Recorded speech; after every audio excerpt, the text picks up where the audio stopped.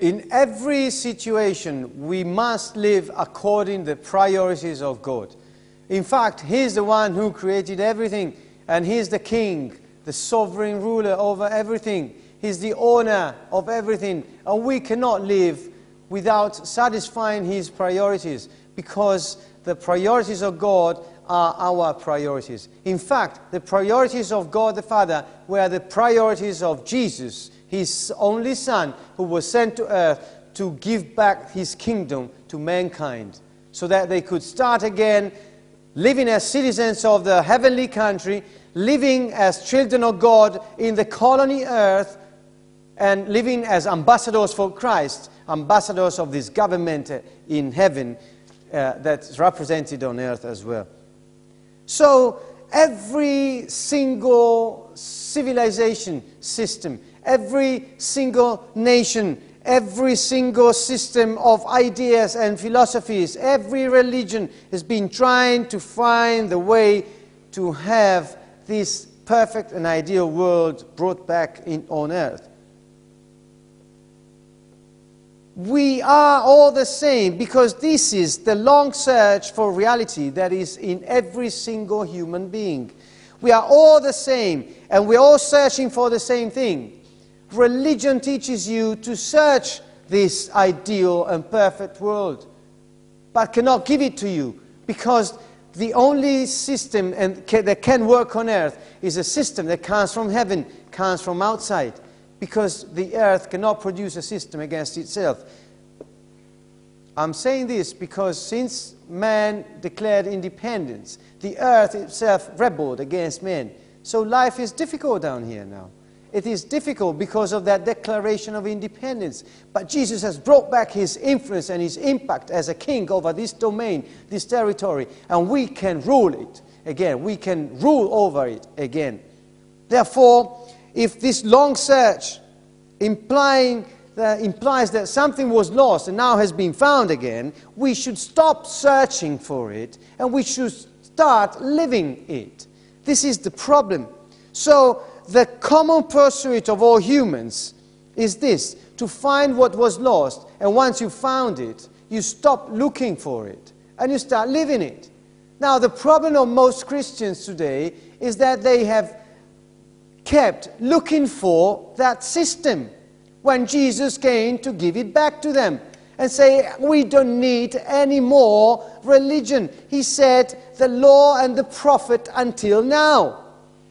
But since now onwards, the kingdom of heaven is preached. This is the message. This is the good news, because you've been given the ability, the authority, and the power to live again according to the original plan of God.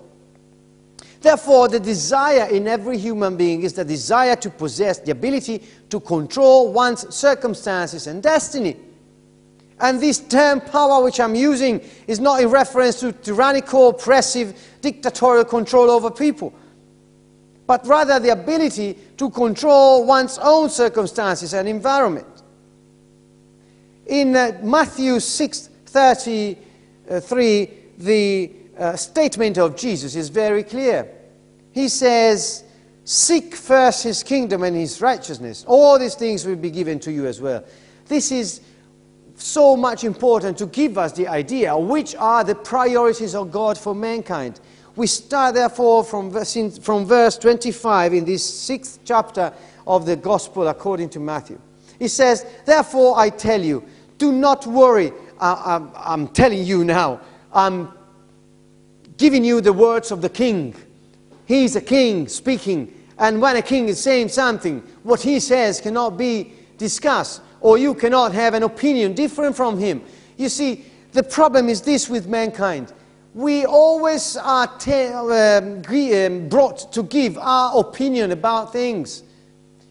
But we must understand that when you live in a kingdom, when you live under a king, you cannot have your own opinion.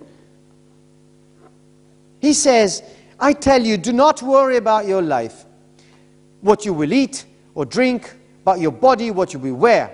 Is not life more important than food, and the body more important than clothes? So says, why do you worry about clothes? See how the lilies of the field grow. They do not labor or spin. Yet I tell you that no, even Solomon, in all his splendor, was dressed like one of these. So he says, if that is how God clothes the grass of the field, which is here today and tomorrow is thrown into the fire, will he not much more clothe you, O you of little faith? So living in the kingdom is something that must be done according to faith and with faith.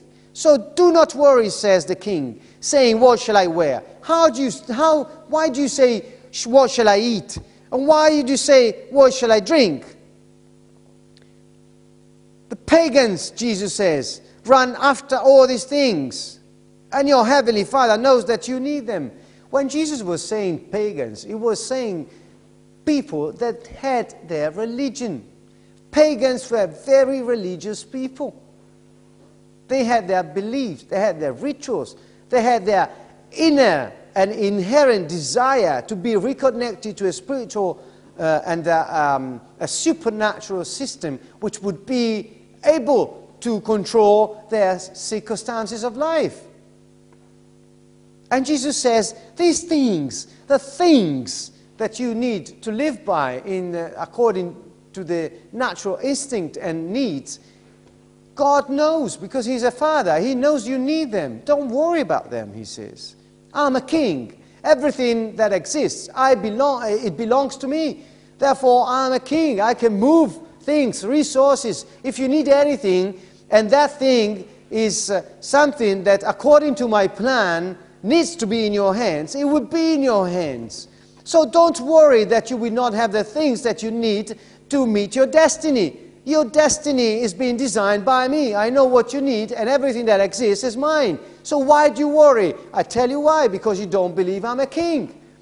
This is the point. If you believe he's a king, if you know he's a king, and you know how to activate that heavenly and kingly system that's been given back to us, you will never miss anything in your life. That's what he says. He says, so your heavenly Father knows what you need.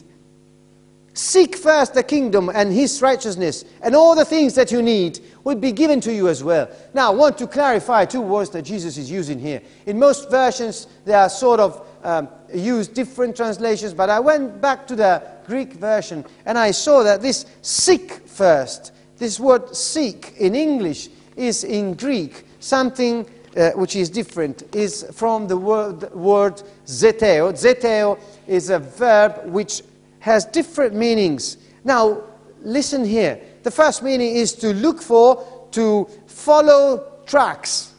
So Jesus is saying, first thing, follow the tracks of my kingdom and of my righteousness. Then a second meaning is try to know and try to understand, to find out, to discover, investigate. So Jesus is saying, now, don't look for things. He's saying, try to investigate, try to know and understand how my kingdom functions. Try to make research and investigate to find out about my righteousness. Then another meaning is try to obtain, desire, long for it. Jesus is saying, first thing, long for my kingdom, long for my righteousness in your life. Then everything you need is here for you because I'm God. And then he says, you should have the desire. That's the fourth meaning of zeteo. Should have the desire of my kingdom, of my righteousness. So you see, Jesus is telling us not to keep searching for him. He's telling us to obtain and to apply and to know how it functions, his system from heaven over the earth. And then says all these things will be given to you as well. That means it will be put in front of you. And as you walk in my righteousness, trying to activate my kingdom, my system on earth, you will fall into it. So you will never lack anything. You will always have everything. My dear friends, put your priorities back into order according to God's priorities. For he's your Father and he knows what you need.